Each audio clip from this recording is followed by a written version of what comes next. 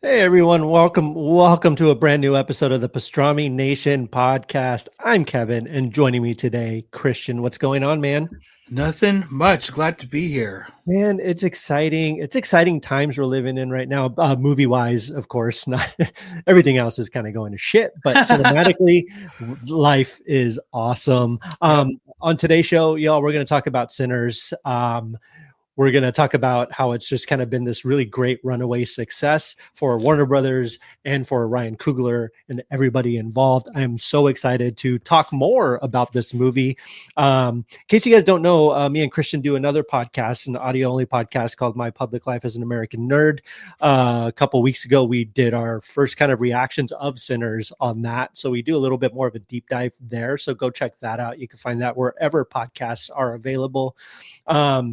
But you won't be able to see our beautiful faces, but you'll be able to hear our thoughts on Sinners. But it's been a couple weeks since it's been out. You've seen it twice. You saw it twice opening weekend. I've seen it twice since it came out, and I've really been living and breathing Sinners, everything Sinners for the past week and a half. We'll talk about that in a little bit here. And Christian's all caught up with Andor, and he's so excited to talk about it.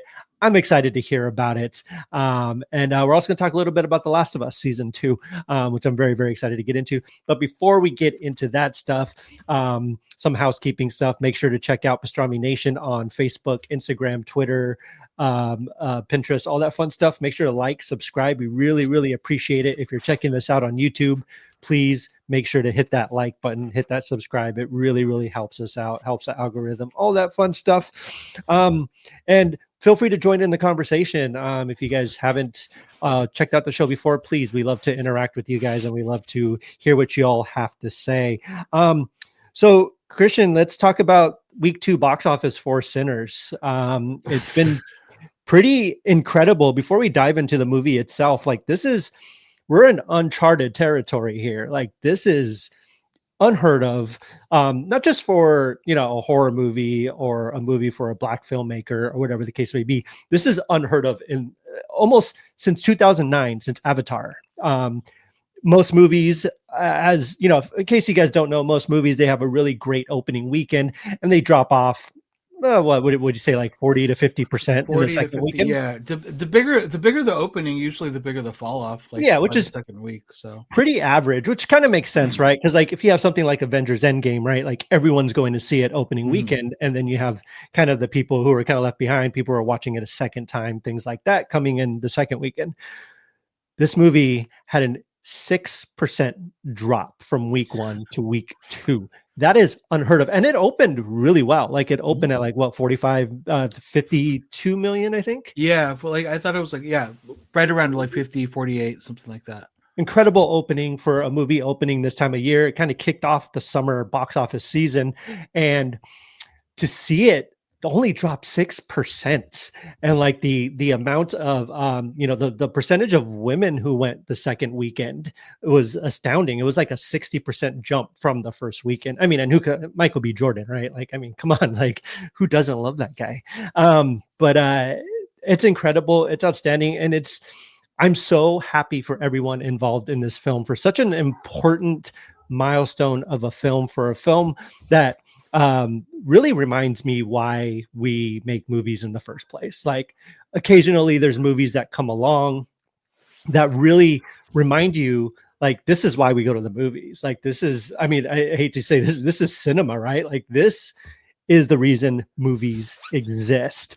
And I'm still like in shock that you saw it twice opening weekend, right? Like, you saw it in regular format and in IMAX within 2 days of each other.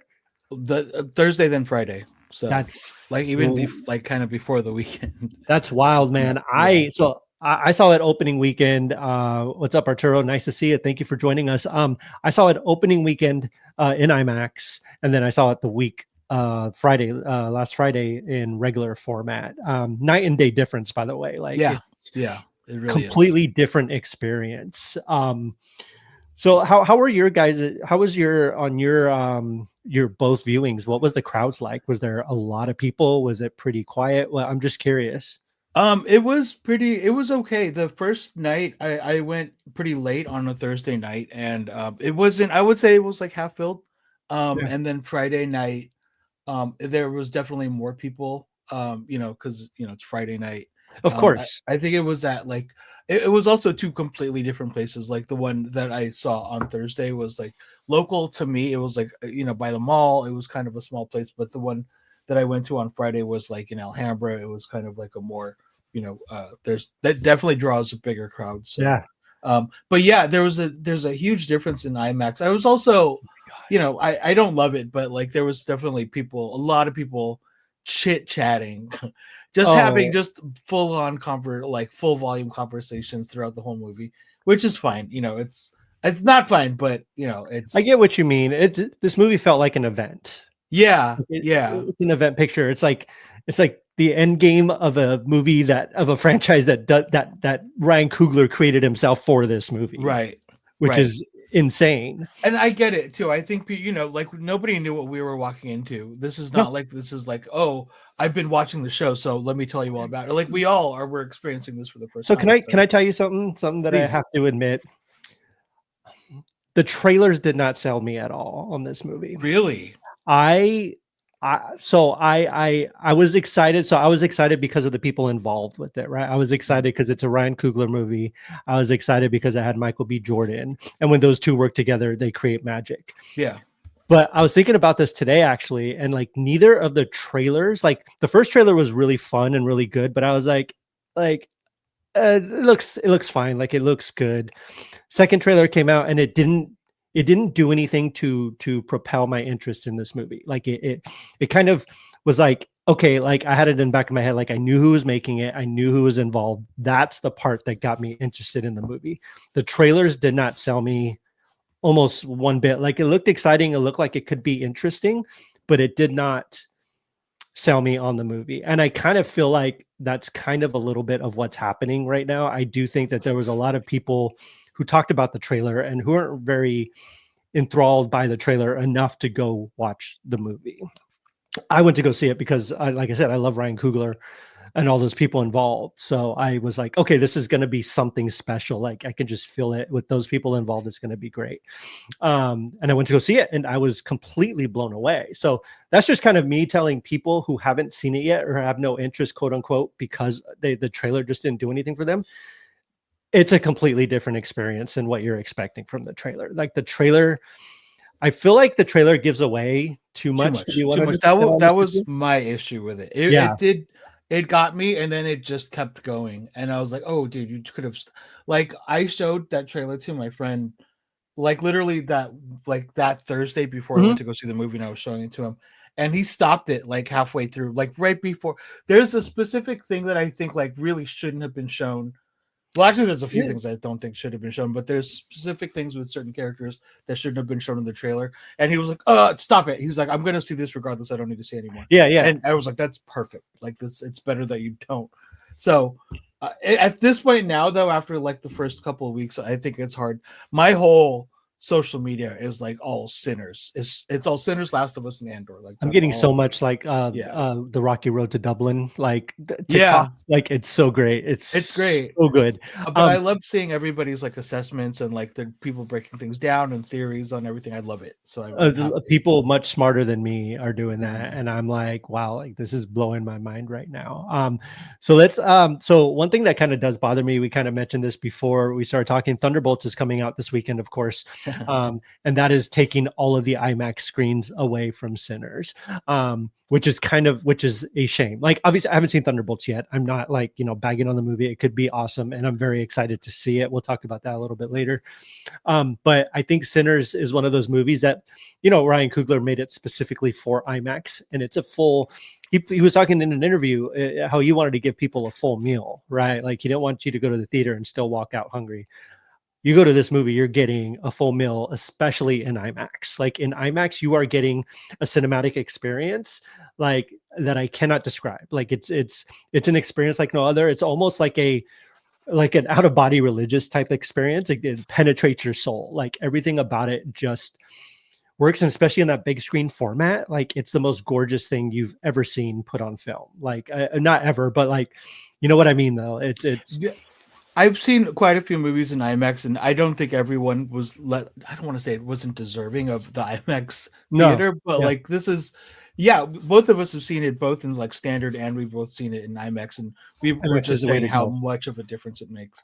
It's yeah, it's crazy how much of like this is probably like the of all the movies I've seen in IMAX, this is definitely one that like this, I would probably say that, and like The Dark Knight, like was awesome in Oh yeah. IMAX because they, that was also specifically shot or had a lot of shots that were shot on IMAX cameras. Mhm. Yeah, definitely. I do think it's a shame. I am, however, I am excited for Oh, so Thunderbolts. am I, Um, 100%. yeah, But I also there's this really great video, by the way, if y'all haven't watched it, it's on YouTube. It's Ryan Coogler really breaking down film formats and like Mhm. how he filmed Sinners and how they See, that's invented what them. got me. That's Yeah. like the trailers were fine. Also, just knowing Michael B. Jordan and Ryan and Haley, yes. But then seeing that 10-minute video of him like Mhm. breaking down film, talking about like like left to right, up and down, like that, I was like, oh my god, just him nerding out about the technical Dude stuff knows his like got he me. Yeah, I'm like, okay, buying this tickets dude right loves now. movies, and you can tell just from watching the movie. Like, this movie almost feels like a love letter to cinema in a way, and like just the way it's shot. So a lot of the influences that he takes from all these other little stories, right, to make his magnum opus, uh, is just gorgeous. Like, you can tell how much he cares about movies, and he cares about the storytelling, and how deep he's willing to go to I mean, he's influences from everything from The Thing to one of my favorite comparisons is Demon Knight, right? Everyone talks about Demon Knight, From Dusk Till Dawn, Oh Brother Where Art Thou.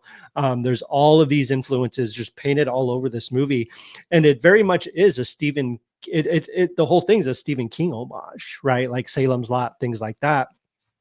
And even the way he tells the story is very much Stephen King. It's like, you get these really great characters, like these character moments, and you get to know the characters really well. Like, if you watch like the new version of it, right? Like, it builds the story really well. Like, Pennywise is in it scattered throughout, but he isn't really in it till like the end of the movie, right? And then you have it chapter 2 and all these things. So he pulls kind of the Stephen King card by really introducing you to these really great characters that you really, really care about too. And within like the first like 10-15 minutes of the movie, like, you're Yeah, sold, right? You meet Sammy, you meet the Smokestack twins, and you're already like, okay, like, something's going on, you're not quite sure what, and it just takes off from there. And it's one of those movies where it's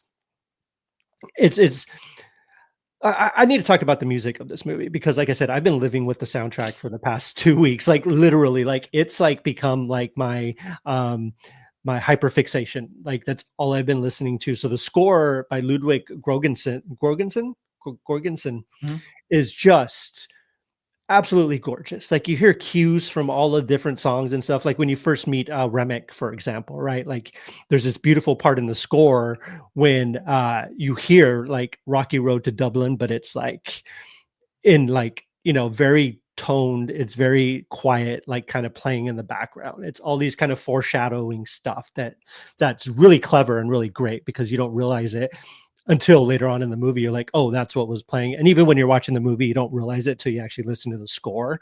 And there's so much there. But the soundtrack, so there's the score by Ludwig, and the soundtrack is just next level. Like, the soundtrack, Miles Catton is one of the most talented 19, right? He's like 19, 20 years old, one of the most talented singers and actors. His first movie like just blows me away. And when he's singing I Lied to You, like, it's this whole moment in the movie. Of course, it's like one of the most, I think that scene's going to go down in history as one of the greatest scenes of all time. um but just his voice and his soulfulness and everything is just, you can play someone that song and they'll understand who this kid is, Yeah. right? Like, it's just a beautiful moment. um but the soundtrack, so I hate to, I don't want to call this movie this movie does what every good musical should do. And I'm not calling this a musical. Like, I'm not, so don't think it's a musical, y'all. But it has heavy musical moments. And one thing that I think works so well with this movie is you learn who these characters are through their songs, through their pain, through their sorrows, but they're singing it, right? Like, it's especially like people like Sammy and Remick. Like, I was thinking about Remick's song and the Rocky Road to Dublin, and how any other filmmaker, any other lesser filmmaker there would have been a bunch of exposition, right? Like who he was, where he's from, things like that. You need one song, a classic folk song, a classic Irish folk song for him to sing and to be enveloped by that. And just by that song, you're like, oh, okay, like I know what this guy's going through. I feel like I know who he is just through that one song. And I think that's the beautiful thing about the soundtrack, is that Coogler knows how to use music in a way a lot of other filmmakers just don't really get it. I think Ludwig helps a lot also, because I heard, Ludwig is an executive producer on the movie. Like, he was just supposed to score it, but then he realized how much music there was going to be in the movie. So him and his wife moved down to Mississippi to while they were filming it. He was on set every single day. And you can feel it just listening to the score and watching the movie, and it's all right there on screen. It's all in your ears, and it just plays so beautifully well. Even Pale Pale Moon, Jamie, I forget her name. She was in Batman. She was the mayor from Batman. Jamie Lawson. Oh my gosh, that scene blew me away. Like, there's so many great moments in this movie that it's really hard to pick my favorite, because there's just a series of just amazing, iconic moments already. Like, I feel like I've been living with this movie for years. I feel like it's been kind of, in pop culture forever, right? In a weird way, it feels timeless like that. Like, it feels like it's kind of been part of us, but it's only been like a week and a half. Like, it's crazy, and it's taken over, TikTok. It's taken over everywhere, social media in general, right? People are picking it, like you said, people are picking it apart in a good way. There are some people out there who decide to bitch about stupid shit in the movie, which I'm not really a fan of. I saw this one video or I think I don't want to say his name, but he was on TikTok talking about how there was no Latin representation in this movie. I saw that. That's so stupid. Bro. The historical context, like there were no. Yeah, we don't have to get into that. Yeah, it's like a whole thing. Like, I'm Mexican. I'm like watching this movie. I'm like, this is awesome. Like, I don't care. Like, it's not our story. Like, it's not. You know what I mean? Yeah, somebody was breaking it down, and historically, in 1932, there was a whole thing that happened that like drove all the Hispanic people out of Mississippi. Yeah. I saw a girl. I can't remember her name. I saw a girl who was doing that, and she did phenomenal with that. She broke it down about all this stuff and everything. Yeah, no, it's a fantastic movie. It's like, you meet somebody, like a friend or like a spouse, and it's like you feel like you don't remember the time before you knew them.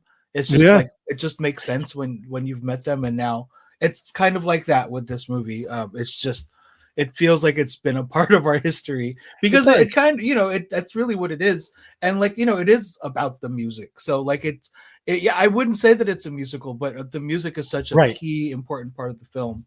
There's like, it just like you said, like they express themselves with song. Like, I saw somebody, like, I would have never thought that hearing somebody sing Irish, like Gaelic songs while like river dancing would be so intimidating. Oh my God, dude. Like, yeah, and like on top of it, the performances, Ryan is just an incredible storyteller. He just knows how to tell a story. He knows how to develop these characters. He knows how, I think maybe one of my favorite moments in the movie, and this isn't really a spoiler, it happens very early on, and it's like one of the establishing scenes for Smoke. It's when he gets the little girl to watch the truck. Beautiful.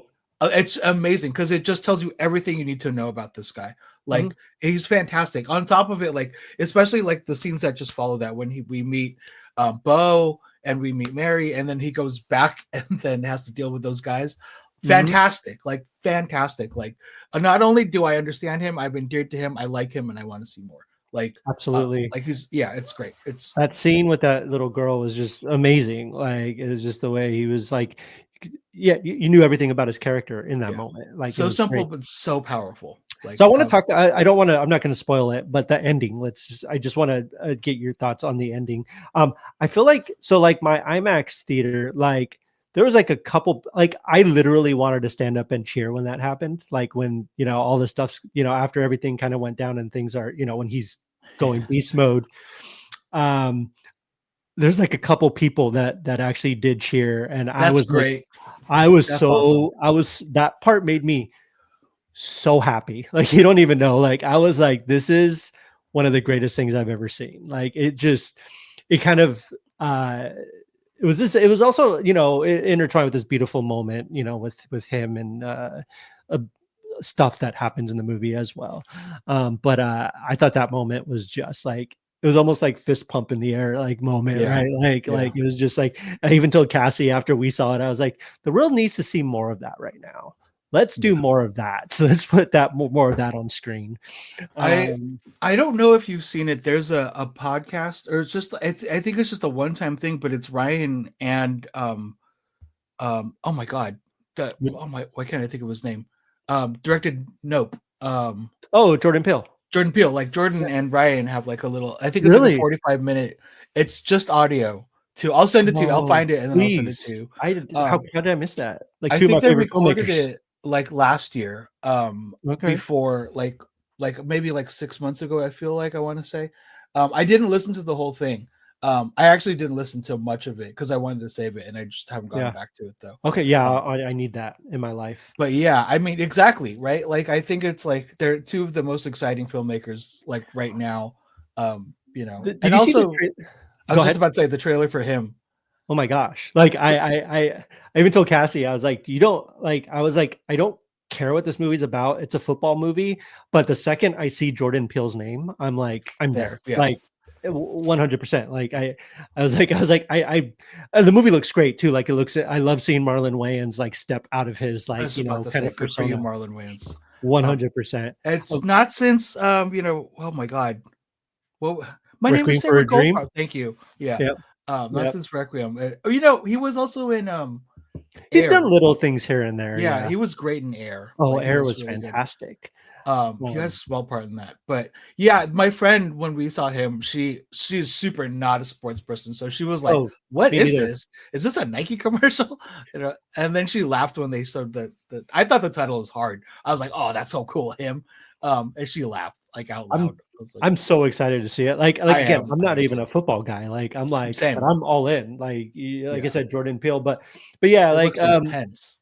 yeah. But listen, if you guys have not seen Sinners, go see Sinners. It's kind of a bummer you won't be able to experience it in IMAX. I do feel like they will re-release it at some point in IMAX. Yeah. I think Did you see what Variety released? Was it today or yesterday? That about they were basically like, this should win all the Oscars. oh yes, Um, so actually that was my next the next yeah, point I was getting to.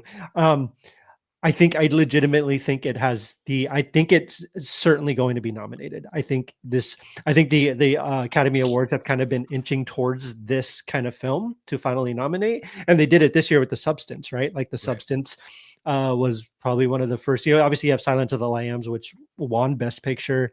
But I think, they really shy away against horror. And the thing about this movie is it's so weird because and I don't mean this at a derogatory way at all, but I don't think this is a horror film. No, Like, I wouldn't. Yeah. yeah, I mean, it's like a really great, beautiful American story with that has some vampires in it, right? Like, It's selling it short by calling it a horror movie. It's like it calling is Tool a metal band. right. Like it's so much more. I mean, you can call it whatever you want, but I think it is deserving of like I, best film, best director, Michael B. Jordan. I think Miles should be so, nominated. is Miles going to be nominated for Best Supporting or Best Actor? Because here's my thing. Because so, who's the main character in this movie? Right, like technically it's Miles, right? Or it's It's Sammy, Sammy. Yeah, right? it's Sammy is Sammy. like the main character. But It's like like Michael B. without Jordan is like the main. I the right. Smokestack Twins are like the main I guess protagonists. Like they're I've seen It's somebody hard. talk about like Eastern storytelling and Western storytelling, and like how they said how like Ryan kind of takes on the like 4 act like Eastern form Mhm. of storytelling. Bruce Lee movies used to be like that, where like he wouldn't get introduced like until like halfway through the movie, Yeah, and there was like a whole other protagonist, and then it's like, oh, and then he comes in we kind thought of like about the that. Han Yeah, Solo. Um, yeah.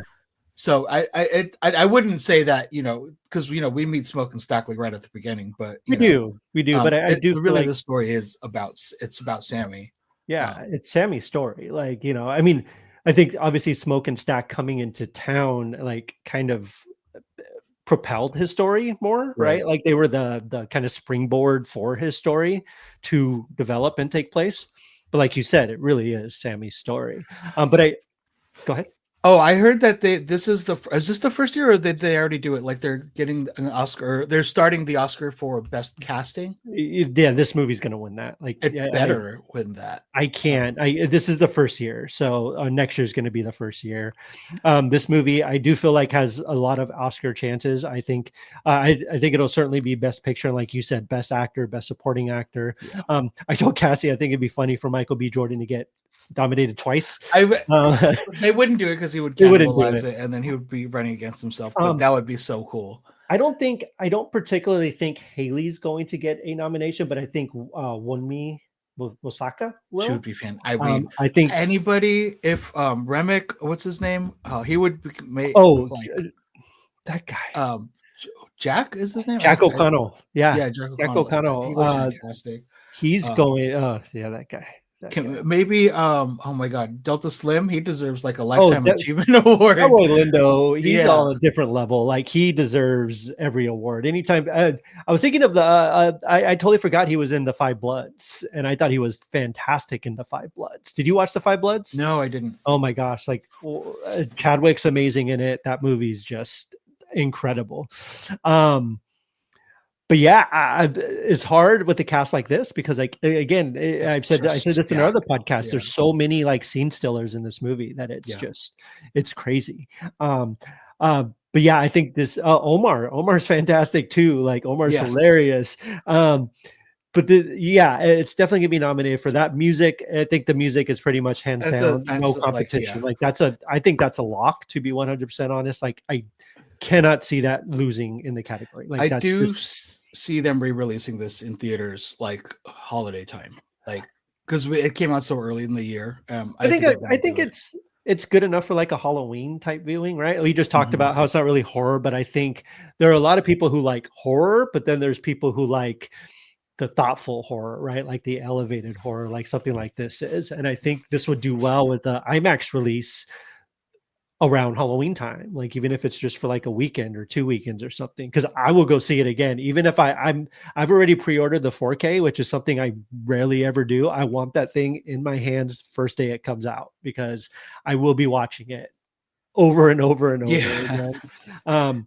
And I think so this movie's going to win a bunch of awards. It's an incredible film. I haven't written my review for it because I've been so like, there's so much that I want to talk about that this is the best way I can do it is talking it like this. yeah, yeah. So if I was to give it like an actual Pastrami Nation review out of 5, I am giving it. I mean, I'm 5 out of 5, 5.5 Yeah. out of 5, 10 out of 5. Yeah. No argument. Like it's.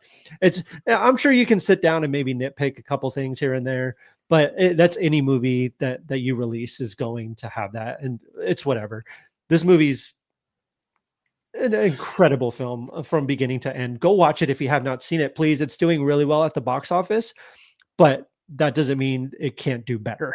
I'm trying to think of other movies that I would give a 5 out of 5, and there's not a lot. I think I have like a very short list of like perfect score movies. Very few, maybe like 5.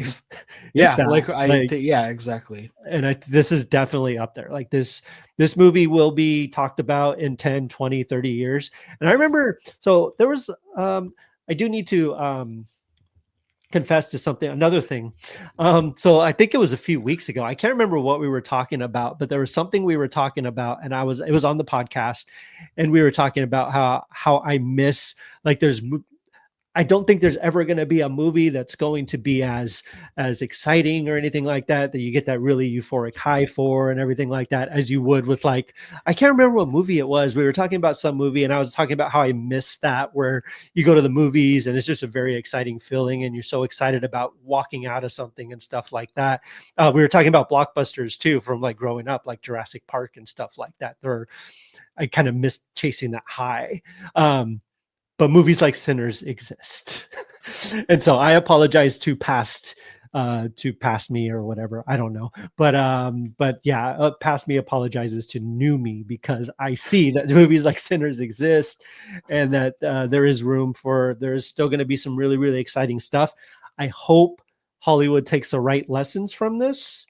And I do think the right lessons are to let filmmakers tell really great personal stories. And the other great lesson is that not all, and this is not me talking, this is just the industry and history. Not all great filmmakers are white filmmakers, old white men, right? There are people out there who have unique voices who can tell can tell great stories, but are kind of being held back by certain things that can't see them propel forward. Stop. So let people make movies, let people tell their stories. You're going to get some really, really cool things. Like you're going to get Sinners. You're going to get people you're going to get Jordan Peele's. You're going to get Ryan Coogler. You're going to get people like a lot of great, female filmmakers. You got, Greta Gerwig, who's doing amazing things. All these really, really great people are doing these incredible films. Let them do it. I'm excited. I hope Hollywood sees that and appreciates that and lets people tell their stories the way they want to tell their stories. So yeah. So 5 out of 5 Sinners. Go watch Sinners. Highly, highly, highly recommend it. If you can see it in IMAX in like 2 days, go do it. Yeah, multiple times. If I had one complaint about the movie, hot take, I'm just kidding. If I had one complaint, I could have sat through. I've said this before. I could have sat through 4 hours of this movie. I could have been. It went by really, really I just fast. loved like being in the world, and like being with the characters. So I could have taken more of it. But I don't know that means I want like prequels, or I don't know that I want a sequel. I don't know. That's the other conversation people are having, and I think the only prequel I would want, is the day that Remick is running away from the Native American vampire hunters. Ooh, that is the only story I'd want to see developed. I would love to see like a Smoke and Stack, the Smokestack twins prequel, right? Where they're see what happens, how they got to where they are. But that's the only, like, I feel like they can make a really really good, like kind of hectic kind of thriller based around Remick and the Native American hunters and kind of how they get involved with them and stuff like that. If there is even a story to be told, right? Because he's running from them in like broad daylight. Right. So it's like, what happened? Like, how did he get there? Like, how desperate was he to get away from them that he was willing to risk himself? Right. That's the only one I can see myself even like caring about, to be honest. Yeah. But if Ryan Coogler's involved, though, I have a lot of faith in him. Speaking of the soundtrack, have you heard the song "Dangerous" from the soundtrack? It's not in the movie, but it's sung by it's a Haley Steinfeld song. Oh yes, I have. Incredible. Yeah. Like I totally forget that she's a singer. She's so talented, and I don't always. I don't know the first movie you saw her in. For me, it was True Grit. I remember that. Oh yeah. Oh, True Grit. I've always 100%. Thought of her. I'm like, oh, that's that little girl from True Grit. Yeah. Yeah, and I saw that in theaters too, and she was fantastic. Absolutely. Yeah, her lines in that movie were like, that was not an easy movie. I thought she was great in Bumblebee. I loved Bumblebee. So did I. Yeah, I thought Bumblebee was fantastic. Yeah. So yeah, go check out Sinners. Listen to the soundtrack, listen to the score, let it overtake your life like it has mine. So you all will love it, I promise. So let's talk about, obviously this weekend we have Thunderbolts coming out. Very, very excited. Do you have your tickets already? Yes. Yeah, I got it for Thursday night. I I am not seeing it in IMAX. I am seeing it standard. But yeah, um, I'm kind of excited. I've been hearing really good things from people Same. that I like trust. I don't know if you. I think her name was Jay Stoops on. Mhm. Yeah, she gave like she's like, everybody's giving reviews of this, and then like, oh, this is really good for a Marvel movie, and this is really good for Phase 4. She's like, I'm not gonna say that. There's no caveats. This is just damn good. And I'm Yep. like, whoa, perfect, I'm cool. happy to hear that, man. I Yeah. think I'm very excited for the MCU to really enjoy something in the MCU again. I'm Um, kind of just excited to be excited about superhero movies yeah, again. Like this same. summer Oh my, feels like between this, Fantastic Four, and Superman, I'm kind of Superman is excited for my all of them. So Superman is my like top like yeah. that's the one I'm most excited for. And all those haters who said I was just an MCU shill, that was not just me being a shill. That was just me actually loving the MCU and not really digging what the DC stuff was going on. But Yeah. Superman looks incredible. I'm so excited for Superman. I'm very excited for Superman. I'm excited to be excited for the DC universe. Same. I can't wait to see it. I don't know if you heard this, and I don't know how true this is, but I heard that if they can't get Robert Pattinson to lock down I filming heard this about year, that that they too. might just scrap the whole sequel completely, which bums me out, man, Mm, because I kind of love that universe. Like between the Batman and Penguin, the show, oh my god, like I still I need to just watch Penguin. that's just like that was I like that more than Daredevil. Like I Oh love yeah, Daredevil, but like Penguin was just like that's a 5 out of 5 show. Like that was fantastic. I need to So check that out. I really need to um check that out. yeah, it's really good. But yeah, let us know. Are you guys going to watch Thunderbolts? We got our tickets for Saturday, so we're going to go check it out Saturday. Again, not an IMAX. I don't think I'm going to go to IMAX for a long time after Sinners. Like I don't know. I don't know. Maybe we'll see Superman. Maybe. Yeah. But the nearest IMAX to us is like what, like 20 minutes. It's worth the drive. I mean, it's not horrible, but um, yeah. So I think the last movie I saw in IMAX before this, and it was in like true IMAX, like Science Center IMAX, like massive, like huge, was Endgame. Like that was the last movie I saw in Oh yeah. IMAX. And that was an incredible experience as well. Um, so yeah, Thunderbolts coming to theaters this week, and let us know what you guys think. If you guys are excited for that, let us know. I'm pretty stoked for it. So let's talk Last of Us real quick. We got the season or episode 3 of season 2 just dropped. Christian, you checked it out. I have not watched it yet. I did watch episodes 1 and 2. Part 2 or episode 2 just tore me up. I knew it was going to happen. We all knew what was going to happen, but it still did not stop me from just bawling my eyes out. And it happened. So if you know, you know. Yeah. Um, That was the other half of my TikTok feed for the last week. It was either yeah. Sinners or it was Last of Us reactions. So I saw one TikTok I saw. Is this lady? She's like, you know, those of you who play The Last of Us and didn't spoil it for any of us, he's like, you're the real MVPs. Thank you. yeah, I've Um, seen multiple. Like, how did you live with this for so many years and yeah, not say a word? yeah, Because we want people to experience it the way we exactly. experienced it. It was rough. Like, so there are differences between how it There went are. down in the Yeah, games and how it went down in the show. And I'm not mad at it. It is because they kind of those differences started at the beginning of the season, honestly. And that's fine because it's two different mediums, so I understand like the change, because like we people aren't experiencing it on the same you know uh level of interaction with like the video game, so like we have to kind of change the narrative a little bit. There are some things that happen in this episode which I'm kind of curious about, like where they're going with it. um okay. and but I don't know. I just have to see it play out because it might just be like there maybe it's like a redirect or like a misleading, like, oh, look over here, and then so Interesting. Yeah, I do know what happens. I don't know about some of the little changes and stuff, so I do need to like watch it to find out about that. But it's good though, right? Like episode yeah, 3 it's is still good it's still great. quality television. It's fantastic. Like again, Bella should be nominated. Just her, like, it's the little things that she does.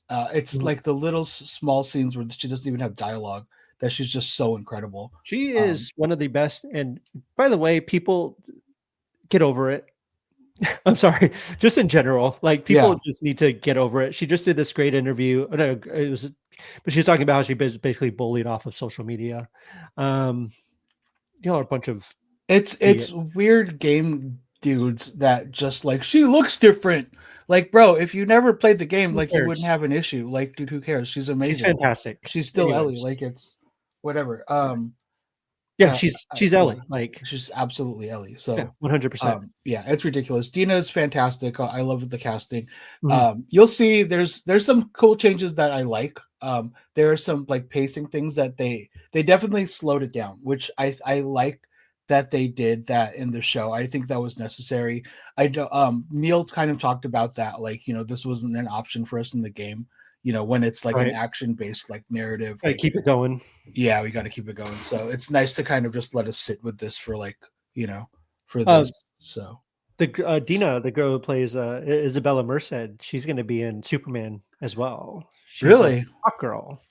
I did Yeah, not know. That's that's her. cool. She was also in Madam Web, my son's most anticipated movie of the Oh year my last god. year. Yep, that's right. And Um, also Dora the Explorer. I didn't know Dora that the was her. Explorer. Yeah, Yeah, yeah, Dora the Explorer. that's fun. But yeah, no, it's cool. I want to catch up with Last of Us. And let's talk about Andor. You're deep in Andor. So I did hear about that thing that you had texted me, and you were talking about how you were kind of shocked that Disney actually allowed it to go there. I read about it because it popped up on my feed. I was like, wow, Disney allowed it to go there.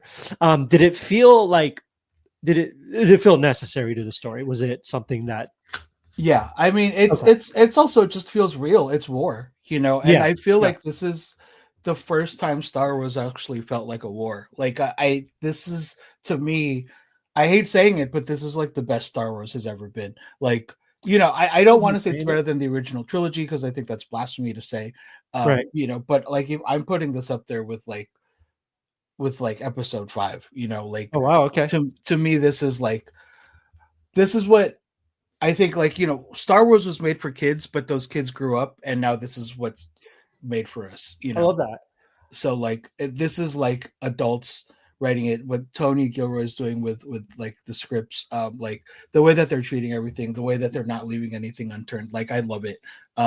It really feels like all of the like what it takes to overturn.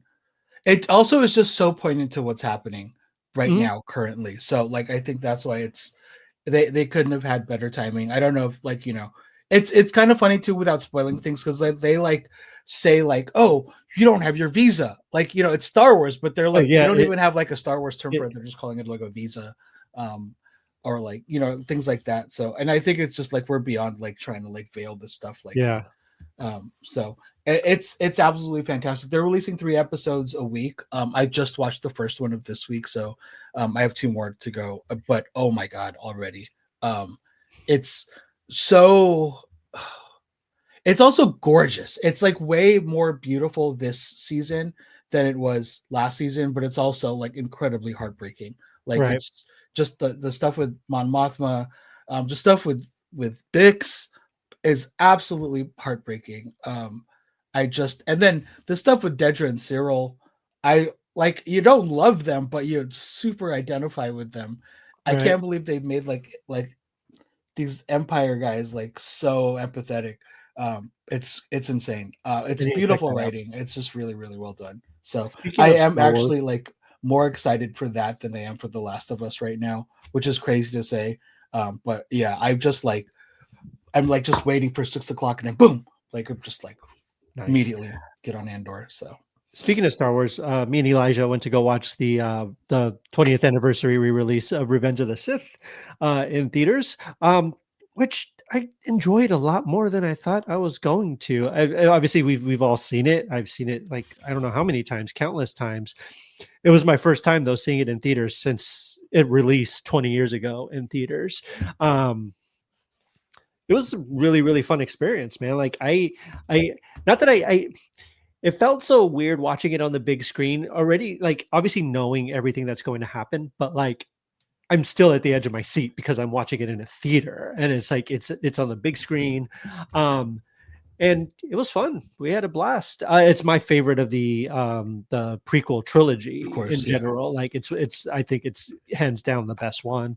And it was really fun. Like we had a blast watching it. I enjoyed watching it on the big screen again. They were sold out of the popcorn buckets and the cups, but Eli was not able to get one of those. He was really bummed about that. But this was his first time watching. I failed as a father, but it was his first time watching any Star Wars movies in theaters except for the sequel trilogy. So this was his first time experiencing anything from the prequel trilogy on the big screen. And yeah, it was really cool. He had a blast. So yeah, I made fun of him all weekend because I'm like, dude, I could watch it at home. Like this is how I much I mean, love you. I took you to go watch we went to go watch a movie together that I could just sit down on my couch and watch at home. it did make like 30 million this weekend, didn't It did it? well. Like, It did yeah, really well. it did really well Yeah. for like the most successful re-release. Yeah. And I think I do obviously there's this whole like, resurgence of it and people are a newfound love for it and stuff like that over the Yeah. past 10 years, 5, 6 Yeah. years or so. So I'm happy to see it. I think a lot of people have reassessed it since the sequel trilogy has released. And they weren't that bad comparatively. Yeah. So yeah. Yep. So cool. Let us know what you guys are excited for. I got to what was I going to say? Oh, I just want to talk about this real quick. A couple days ago, I was able to interview a really, really cool author. His name is Patrick Maroney. We're going to be releasing this as an audio interview. He wrote a book called Escaping Death, the unauthorized story of the Final Destination movies. He dug deep into the franchise. He got to talk to all the writers of the films. He got to talk to actors. He got to talk to Tony Todd before he passed away about the franchise, stuff like that, and his role in it. That'll be coming to you audio only within the next few days, hopefully. We want to get it out just in time for Final Destination Bloodlines, the new installment in the franchise coming out May 13th. So it was a really, really fun conversation. So that'll be available on podcasts wherever you guys listen to your favorite podcast. We'll let you guys know over socials when it's released. I'm very, very excited for you guys to hear it. Thing is, we talked about the book a little, but like literally we spent like almost an hour just talking about Final Destination, which was freaking amazing. Sounds fun. That Yeah, sounds perfect. he was such a cool hang. Like he was really, really cool, really, really awesome guy. So yeah, I'm very excited to release that. So that'll be coming out soon.